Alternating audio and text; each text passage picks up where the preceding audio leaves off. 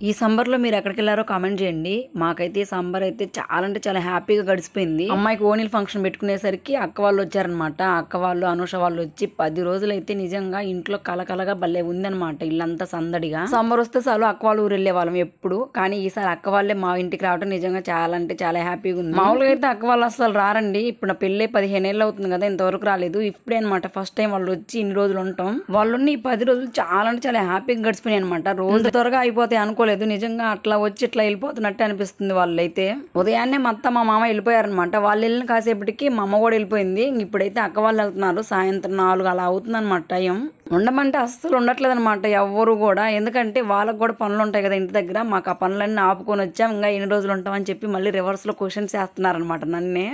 వాళ్ళు వెళ్తుంటే మా బుడ్డి చూడండి మొయ్యలేకల్లా మోసుకెళ్తుంది అనమాట వాళ్ళ బ్యాగులు. ఆ పిల్లకి తెలియదు ఆ పిల్ల కూడా వెళ్తున్నాను సంగతి. ఆ పిల్ల ఉంటున్నాను అనుకుని చాలా హ్యాపీగా ఫీల్ అవుతుంది. మా దొంగ అనూష తీసుకెళ్తుంది అనమాట దాన్ని కూడా. ఇక్కడ ఏంటంటే అక్క వాళ్ళు లగేజ్ అక్క వాళ్ళు ఎక్కువ మంది ఉన్నారు కదా, ఒకేసారి వెళ్ళడానికి కుదరదని చెప్పేసి నేను కూడా తీసుకెళ్తున్నాను అనమాట. ఇక్కడ మా బేబీ ఎక్కిందనమాట నన్ను నమ్మి. మిగతా వాళ్ళు మేము ఎక్కమని అని చెప్పారనమాట. సరేలే మనకు కావాల్సింది కూడా అదే అని చెప్పేసి మా అమ్మాయిని ఒక్కదాన్ని ఎక్కించుకొని లగేజ్ తీసుకుని వెళ్ళాను అనమాట. అక్క వాళ్ళని బస్సు ఎక్కడానికి చుట్టుకుంట దగ్గరికి అయితే వెళ్తున్నాం. ఎందుకంటే మాకు దగ్గరలో స్టాప్ అదే అనమాట. బస్ స్టాండ్కి వెళ్ళొచ్చు, కాకపోతే అంత దూరం వెళ్లాల్సిన అవసరం లేదనమాట. ఇక్కడ ఎక్కొచ్చు అనమాట, సీట్లు ఖాళీగానే ఉంటాయి. అందులో ఈనుకొండే కదా మక్క వాళ్ళు వెళ్తుంది, అందుకని చుట్టుకుంట దగ్గరికి తీసుకెళ్తున్నాను అనమాట. ఆ పిల్లని ఎక్కమంటే ఆ పిల్ల అస్సలు నమ్మట్లేదు అనమాట. నన్ను పడేస్తానని భయం అనమాట. ఏం పడేయను, నేను బాగానే నడుపుతా, కాకపోతే వాళ్ళకి తెలియదనమాట నేను నడిపే సంగతి.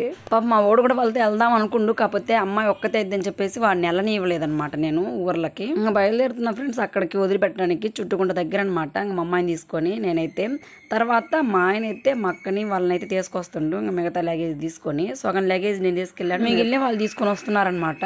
ఏదేమైనా అక్క వాళ్ళందరూ ఇలా వెళ్ళటం నాకు అసలు నచ్చట్లేదు. కాకపోతే చేసేది ఏం లేదు, అడిగినా ఉండట్లేదు అనమాట. వెళ్తామని వెళ్ళిపోతున్నారు అనమాట అందరూ ఒకేసారి చలో అంటూ. నిజంగా అసలు అందరూ ఒకే రోజు వచ్చి ఒకే రోజు వెళ్తుంటే నిజంగా అసలు ఇంట్లో అసలు బోసిపోయినట్టుంది అనమాట. వాళ్ళందరూ వెళ్ళాక నేను మా ఆయన మా పిల్లలు ఇద్దరు అయ్యేసరికి మళ్ళీ ఎప్పట్లాగే ఉందనమాట ఇల్లు. 2 రోజులు పట్టిందనమాట మళ్ళీ మేము తేరుకునేసరికి. ఏంది ఎవ్వరు లేరు అన్నట్టు. చుట్టుకుంట దగ్గరికి వెళ్ళాక కూడా బేబీని అడుగుతున్నాను అనమాట ఉండమని. కాకపోతే బేబీ కూడా నేను హైదరాబాద్ కోచింగ్కి వెళ్ళాలని చెప్పేసి తను కూడా ఉండట్లేదు అనమాట. బేబీ అంటే మా కూతురు.